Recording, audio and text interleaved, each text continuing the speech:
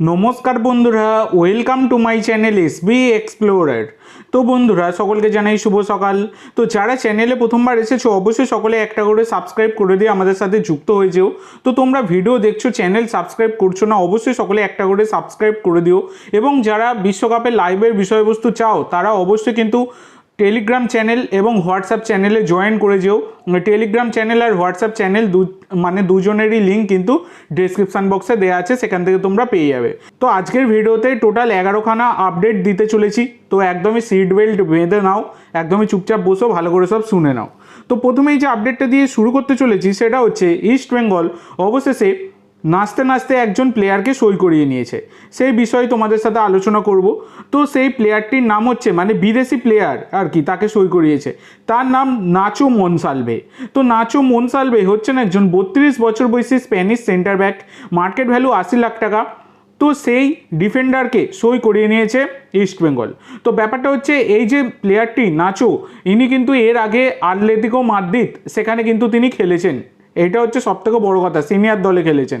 তো কোয়ালিটি আছে, মানে একটা সময়, মানে সেই 2014-15, আজ থেকে প্রায় 11 বছর আগেকার কথা, তখন খেলেছেন। তো দেখা যাক এবার ইস্ট বেঙ্গলে কেমন অপোনেন্ট যে স্ট্রাইকার তাদেরকে নাচিয়ে ছাড়েন কিনা এই নাচো, সেটা এখন দেখার বিষয়। তো তোমাদের কি মনে হয় অবশ্যই সকলে কমেন্ট করে জানাতে ভুলো না। তো এর পরবর্তী যে আপডেটটা তোমাদের সাথে শেয়ার করব, ইতিমধ্যে দাঁড়িয়ে তোমরা সকলেই সিএফএল এর ম্যাচে মোহনবাগানের প্লেয়ার সায়ন ব্যানার্জির ম্যাচ তোমরা সকলেই দেখেছো। তো এক কথায় সেরা রিক্রুট সেটা বলাই যায়। দুর্দান্ত গতিতে পারফর্ম করেছেন গোটা ম্যাচটাই, মানে দুর্দান্ত প্লেয়ার। যেমন গোল করেছেন, অ্যাসিস্ট করেছেন এবং দুর্দান্ত পারফরমেন্স। মানে আমরা সায়ন ব্যানার্জিকে অনেকেই কিন্তু ট্রোল করা হতো যে সায়ন শুয়ে আছে, সায়ন আর শুয়ে নেই, সায়ন কিন্তু উঠে পড়েছে এবং গোল করেছে, অ্যাসিস্ট করেছে। সব থেকে বড় কথা, সেটাও আবার লাল হলুদ জার্সিতে নয়, এবার সবুজ মেরুন জার্সিতে। তো সায়ন উঠে পড়েছে এবং সায়ন তার খেলা কিন্তু দেখাচ্ছে। তোমাদের কেমন খেলা লেগেছে সায়নের অবশ্যই সকলে কমেন্ট করে জানিও। তো পরবর্তী যে আপডেটটা তোমাদের সাথে শেয়ার করব, তোমরা প্রায়ই রোজই আমার ভিডিওতে একটা করে কমেন্ট করো যে দাদা ইস্ট বেঙ্গলের ষষ্ঠ বিদেশি কে আসছে, নাকি আদৌ আসবে না, হয়তো রবসন রবিনকেই রেখে দেওয়া হচ্ছে। তো তোমাদেরকে বলে দিই বন্ধুরা, ইস্ট বেঙ্গলের কিন্তু ষষ্ঠ বিদেশি কনফার্ম আসছে এবং তিনি কিন্তু একজন স্ট্রাইকার হবেন। এটা আমি আজকে নয়, আমি অনেক আগেই জানিয়েছি। এবার তার নামটা জানার জন্য কিছুটা ওয়েট করো, অবশ্যই কিন্তু তোমাদেরকে জানাবো। আমি যখনই মাত্র খবর পাবো আমি অবশ্যই তোমাদের সাথে শেয়ার করে দেবো। সেই কারণে অবশ্যই তোমরা যারা খবরটা চাও চ্যানেলটি সাবস্ক্রাইব করে রাখো। চিন্তা করার দরকার নেই, একজন বিদেশি স্ট্রাইকার কিন্তু মোহনবাগানে আসতে চলেছে। তো এর পরবর্তী যে আপডেটটা তোমাদের সাথে শেয়ার করতে চলেছি সেটা হচ্ছে একজন ভারতীয় প্লেয়ারকে নিয়ে, যার নাম প্রভাত লাগরা। তো প্রভাত লাগরাকে তোমরা সকলেই চেনো, 28 বছর বয়সী ভারতীয় ডিফেন্ডার।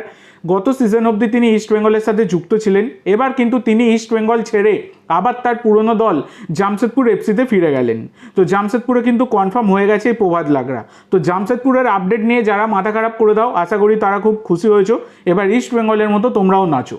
এর পরবর্তী যে আপডেটটা তোমাদের সাথে শেয়ার করব সেটা হচ্ছে 25 বছর বয়সী ভারতীয় গোলকিপার সচিন সুরেশকে নিয়ে।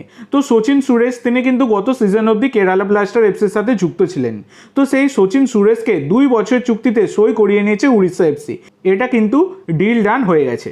এর পরবর্তী যে আপডেটটা তোমাদের সাথে শেয়ার করব সেটা হচ্ছে 20 বছর বয়সী ভারতীয় সেন্টার মিডফিল্ডের প্লেয়ার আসির সালিমকে নিয়ে। তো এই আসির সালিম ইনি কিন্তু আমাদের ভারতীয় ফুটবলের আগে তিনি কিন্তু মানে কাতারের একটি ইউথ ক্লাব থেকে তিনি কিন্তু উঠেছেন। এছাড়া কাতারের ফার্স্ট ডিভিশন ক্লাবে 23-24 সিজনে তার কিন্তু খেলবার অভিজ্ঞতা রয়েছে। মাত্র 20 বছর বয়স। তো ইনি হচ্ছেন একজন সেন্টার মিডফিল্ডার। তো এই আসির সালিম তাকে কিন্তু সই করিয়ে নিয়েছে উড়িষ্যা এফসি। ডিল ডান কিন্তু হয়ে গেছে। এটা কিন্তু একটা ভালো সাইনিং উড়িষ্যা এফসির জন্য, সেটা বলাই যায়। এর পরবর্তী যে আপডেটটা তোমাদের সাথে শেয়ার করতে চলেছি সেটা হচ্ছে ভারতীয় গোলকিপার অমরিন্দর সিংকে নিয়ে। তো অমরিন্দর সিং তিনি কিন্তু এবার উড়িষ্যা এফসি ছেড়ে সই করতে চলেছেন এফসি গোয়ায়। তো এফসি গোয়ার সাথে অ্যাডভান্স স্টেজের কথাবার্তা কিন্তু চলছে, খুব তাড়াতাড়ি কিন্তু এই ডিলটা ডান হয়ে যাবে। এর পরবর্তী যে আপডেটটা দেবো সেটা 25 বছর বয়সী ভারতীয় লেফট উইঙ্গার ইসাক রালতেকে নিয়ে।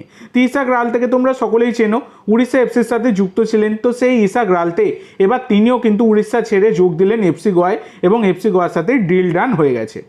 এর পরবর্তী যে আপডেটটা দেবো সেটা এফসি গোয়ার প্রাক্তন কোচ মানোলো মার্কুয়েজ রোকাকে নিয়ে।